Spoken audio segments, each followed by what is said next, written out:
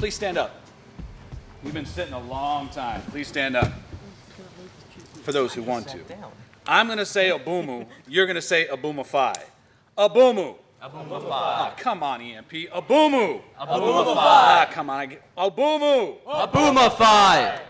You can stand up, you can dance, you can clap, you can do whatever, but let's take a little ride.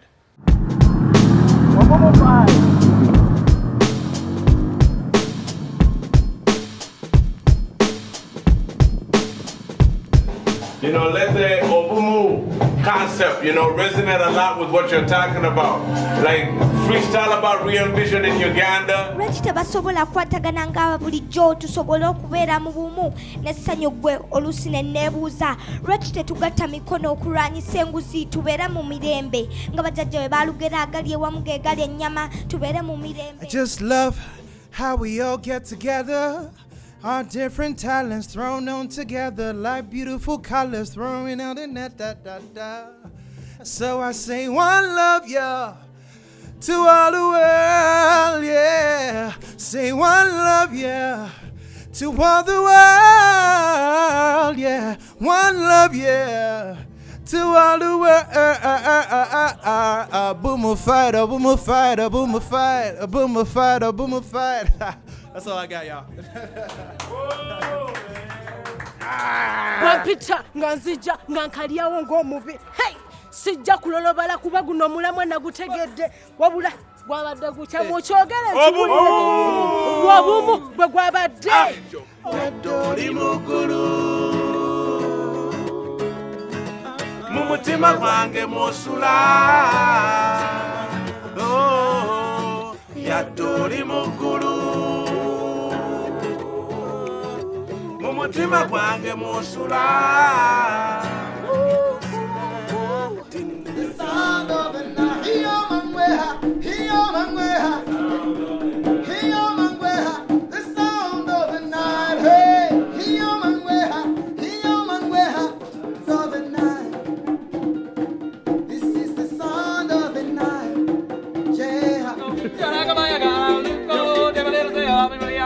Come dice che le cantanino bailan, la mujer bella de Santiago. Obumu tutandise okukumba n'abatuuze ekyo kyennyini gwe sembero kigulire gwe wekino bwe kifuba kya bulijjo be batuuze boolaba buno bwe tuyita obumu.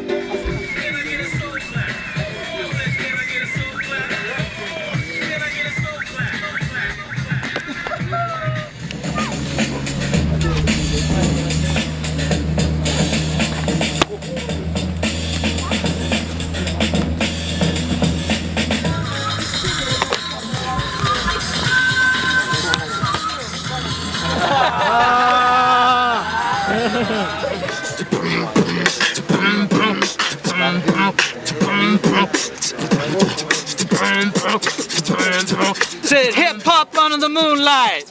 Said hip hop under the moonlight. Said hip hop under the moonlight galaxy. Hip hop under the moonlight galaxy. Hip hop under the moonlight galaxy.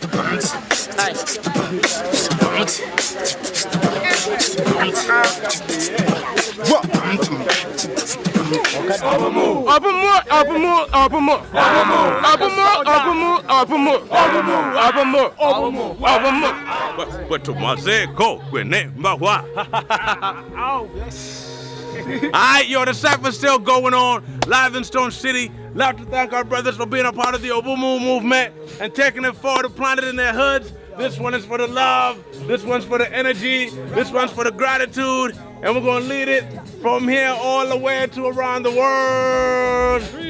Obumu! Okay, you can sit back down. So we're going to talk about scene shifting in Uganda, which has 78% of the youth. The 78% of the population are under the age of 30 in Uganda. So just keep that framing in mind. Nearly 80% of the people who live in this country are under the age of 30 years old. So let me show you where Jonathan and I went to do this work. We want to ask the question, if hip-hop moves masses, is it a movement that a masses moves that matter? Think about that. Is it a movement that a masses moves that matter. So we need to ask the question, what matters? And we came to the point of what matters to the youth and the folks in Kampala because we were asked to go there to help create and design what we called, or what they called, the Obumu Media Lab. And it sprung from a series of conversations that I had with Silas, and you'll hear more from him as we get through the presentation. But this is just a sense of the work that we were doing, digital story making. But it was really about how do we construct a story? How do we get a sense of agency, identity, entrepreneurship, and leadership through media making, through cultural activism, through cultural work that would drive to business creation, education, and health activities. Now, to get to that story, I want to talk about how we got there. So Silas, in the middle, contacted me in about 2011 after he saw a film that my wife and I made, Angelica, called Mazazaki, which is a Kosa word which means to build each other through culture and the arts. And it was a film that we made with cultural activists and artists in South Africa. And he asked me if I would come to Uganda to screen the film.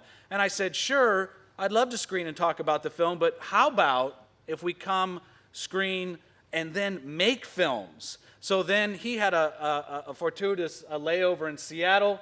I contacted my good friend Jonathan. We actually came downstairs at the EMP, had a little walnut, blueberry, gorgonzola salad, That's which at was our quite cafe nice. That's at our cafe downstairs. Yeah.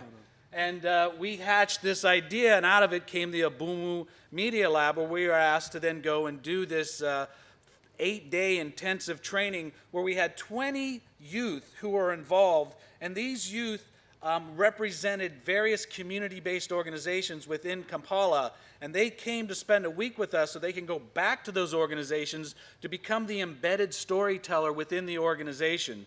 And this is where we were just up the hill here where we were doing our work, and the Luga Flow sort of sign there sort of marks where this work was taking place, at least in this particular area.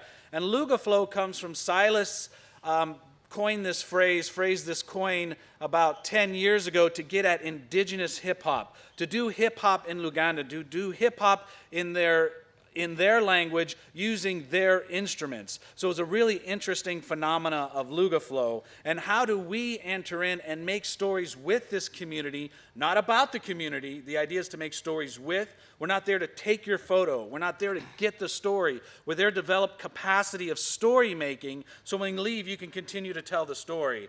And this is one of the group shots of the participants. So you can see the range. We had from 12 years old up to 22, and then I'm probably the old guy in the corner at this particular stage. It was a wonderful week of making story, making media, making music. And as you can see, we started with this notion of production, but really getting at the heart of story creation, which is how do you articulate your action idea? What is the heartbeat of the story that you want to tell? And once you establish that heartbeat, how do you then make production choices, location choices, people choices in terms of the weaving and telling of that story?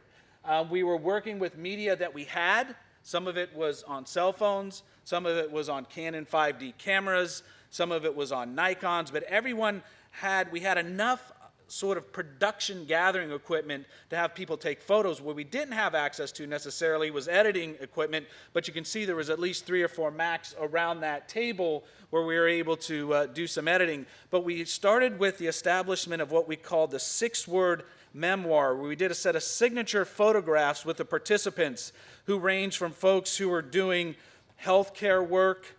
We had MCs, we had B-boys, we had a whole range of different folks. And Kaz here, and I'd have Jonathan stand up, who is becoming or is an amazing fashion designer. But it's not just fashion from an apparel. This guy should be doing creative stage design at a grand level. But it's not only what he does is he thinks about multimodality and multifunctionality of clothing, jackets that turn into bags, and a range of things. The way that he thinks is on so many different modes that he's going to be amazing. So this was his 6-word memoir that he created and shared with it. Create and share to change perspectives. And what Jonathan is wearing was one of his creations. As we move from being in this particular compound or area where the foundation was located, where we were meeting, creating, sharing, we then went out to these various locations where the youth were from. And I'm going to turn it over to Jonathan, who's going to take us on another ride. And one of the main modes of transportation were these bodas. And being on the back of a boda was like being inside a video game. It was like insane. You just had to give up the ghost and the fact that you were actually going to make it there and just enjoy the few precious moments you clung to your sanities. These guys just, it was awesome.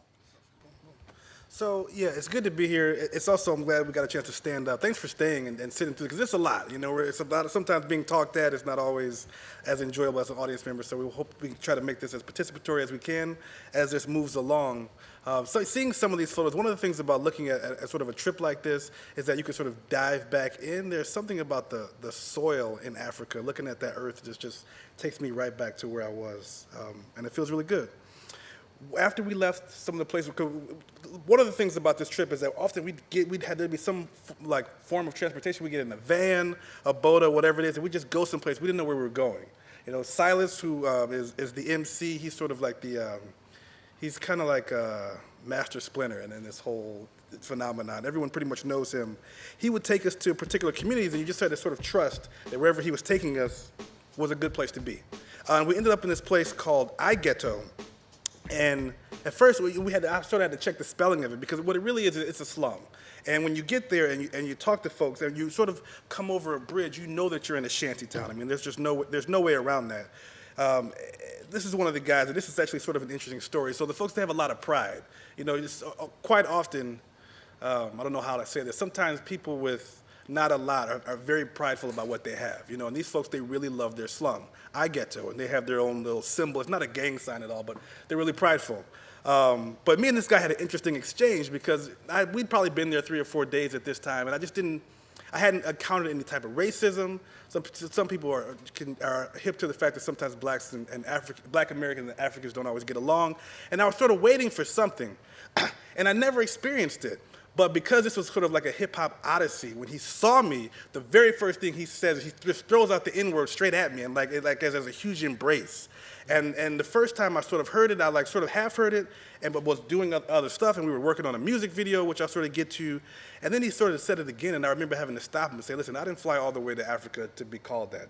I could have saved the plane fare and heard that at home, you know? But it was like a warm, and on a certain level, he felt like from the music that he was listening to, that this was what people would want to be called, you know? Sort of like greeting someone who's Latino and saying, hey, SA, and it's like, what does that mean? You're like, oh, I don't know, they just say it in the movies, you know? And it's sort of a similar like that. He was surprised at my reaction, and I was sort of surprised at his, but we got through it. Wherever we went, there was always some type of a spontaneous, like, hip-hop proselytizing and hip-hop, always like some form of instantaneous music video that would just come up. The two guys that are off to the right that are smiling, that's Spider, who's amazing, and Taye. These guys are hip-hop organizers. So what Silas does, who's the guy with the lock, so you'll see throughout these photos, is he, on a certain level, is just working with young people who have a good energy about them and want to organize. And these guys this is their slum. They're based they do a lot of their work in Ghetto. And there was a little bit of a rift, because apparently we were supposed to have been there the day before. We didn't know that. We didn't show up because we didn't know we were supposed to be there. But of all these young guys in this crew, they didn't necessarily believe that Spider and Taye actually knew who Silas was, because Silas, who goes by the name Babaluku, is someone you can see on TV. He's like a rapper.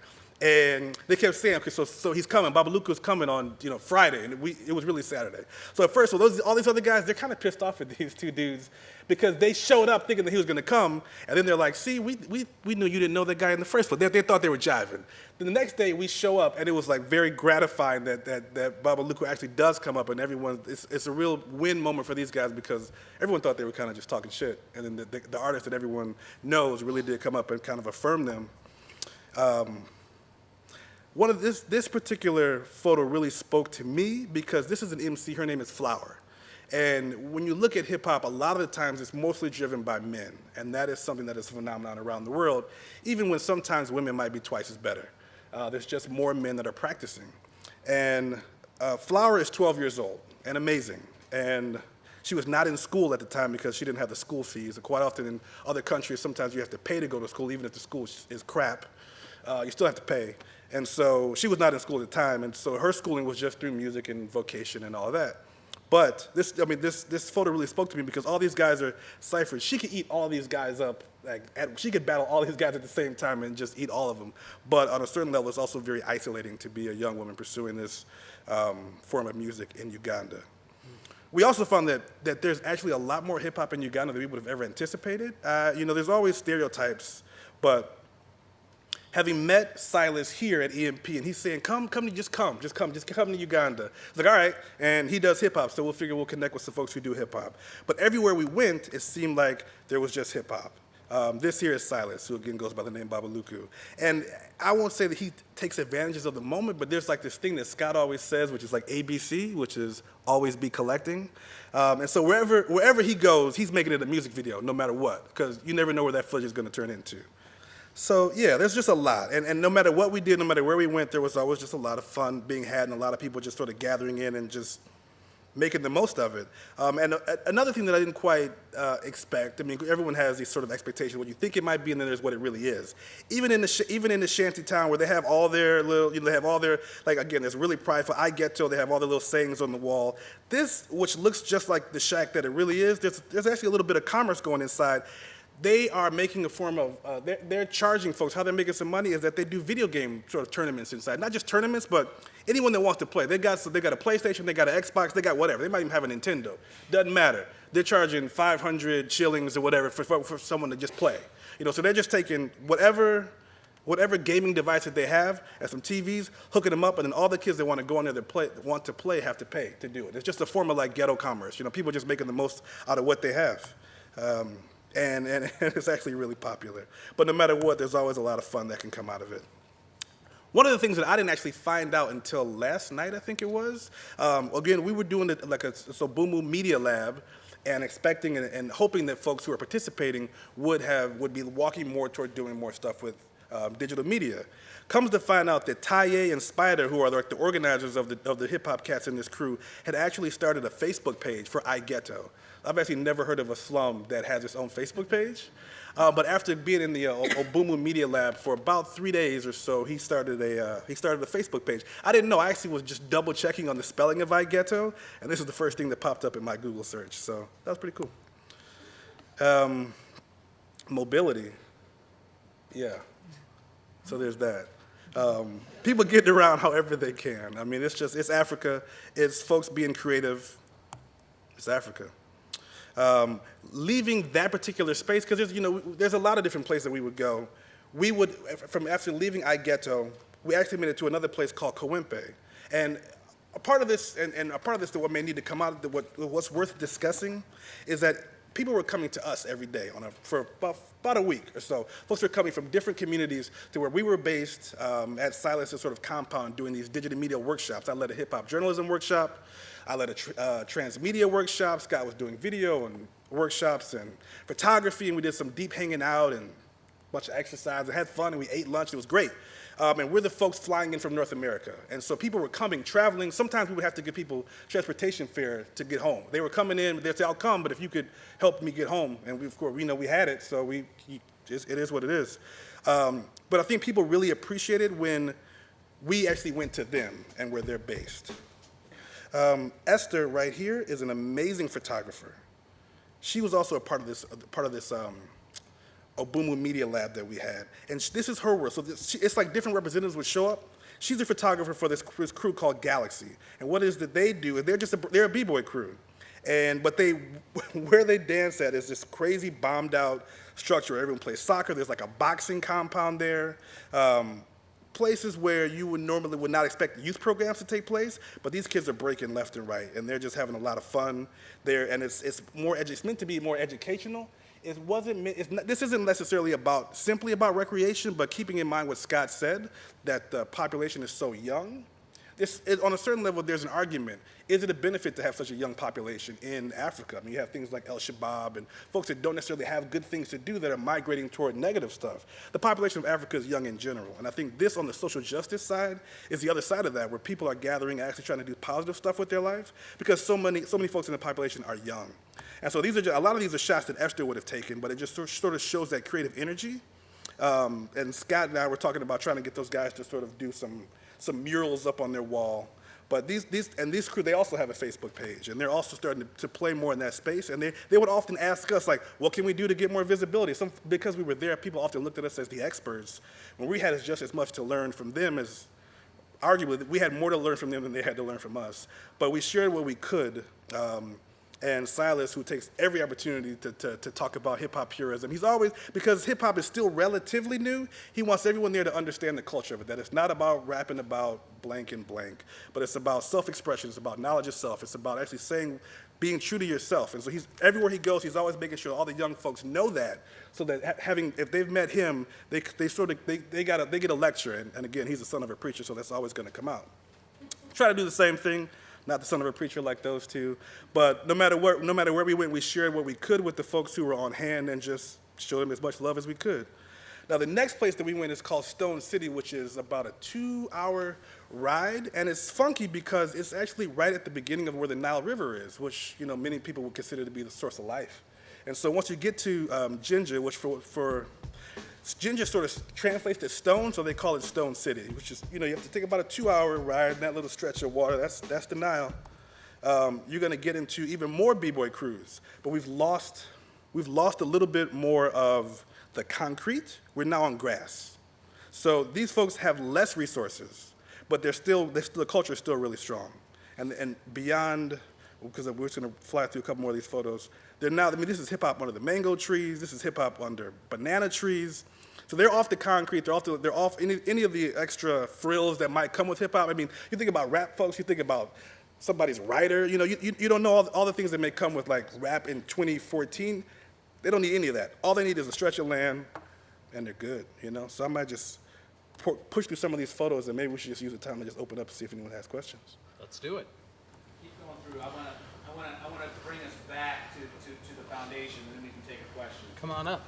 But I want to frame a little bit of what the work went on, because again, we do run a graduate program in communication leadership where we look at digital media, we look at engagement strategies, we look at how we analyze and know what we're doing is a return on our investment, and it's our personal investment really into social capital. But there were 2 books that we really used that help set the context of this, and I want to give a shout out to the authors because they donated books for us to bring, and one of the authors is actually taking photos because we practice what we preach and always be collecting. Hanson Hossein with his book Storyteller Uprising, and Rob Salkowitz with his book Young World Rising, this idea of entrepreneurship and media making, where this cultural activism and this cultural work and development actually need to work and be more tightly coupled. But this brings us back to sort of the last group shot, and I don't know if you want to give any wrap on that. Just miss these dudes, miss the whole crew. What really came from this, and more so than even being in that space, is the ways in which this has moved like sort of across the water. Because sometimes when you go to a conference, that's where it stays. You're at a conference for 3 days, and some of y'all are here for the weekend. You make connections, and sometimes that's just where it stays. We're a month and a half out, and we're communicating with these guys every day. Every day they're posting something on our Facebook page. And on a certain level, on a metaphorical level, because sometimes it does get annoying, because they're posting stuff all the time on our Facebook page, and it says with, they're just the with, but they mean it, So if they're in the studio with such and such, and they mean it, and it's on, and sometimes I have to be like, I gotta hide this on my timeline. Why are you photobombing my timeline? But there's a lot of connections that can come from that, and that's pretty rare when you have those type of experiences, which speaks on a certain level to how much we were able to work together with these youth, but also the hunger that they had. They were so happy, it's like they were so happy to be listened to. Some of the work that we do here at EMP, we were talking about how sometimes groups are very happy to be listened to. It really blows people away when someone who they think is at a place of authority really listens earnestly to them. And so some of that has been really happening since we left, which really is pushing a lot of this. And as we get to the question, one of the things Jonathan is working on now is he's actually doing an independent study where he's taking this work and putting a curricular package and a white paper together that articulates how this may be taken up and used and then introduced and customized in other settings. All right, guys, that's it. Thank you very much for coming out. Okay.